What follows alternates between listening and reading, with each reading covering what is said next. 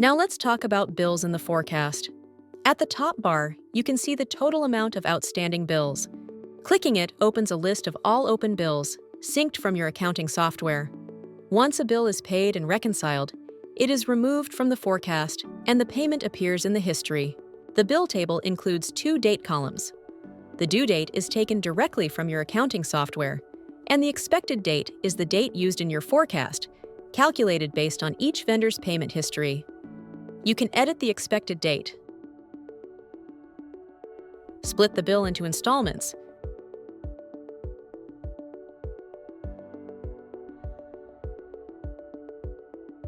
or exclude it from the forecast.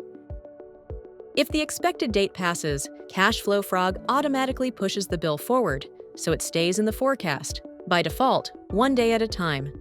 You can adjust this rule in the Settings section at the top of the bill screen. Bills that are more than 45 days overdue are automatically excluded. You can adjust this threshold or disable it entirely from the same Settings section. Expected dates are calculated automatically, but you can override them if needed. You can also define custom rules per vendor in the settings, such as setting the expected date to the due date plus 10 days.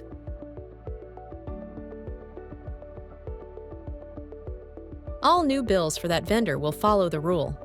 You can also exclude a vendor entirely if their bills should not appear in the forecast. These features give you control over how bills appear in your forecast and help you get a more accurate view of future cash outflows.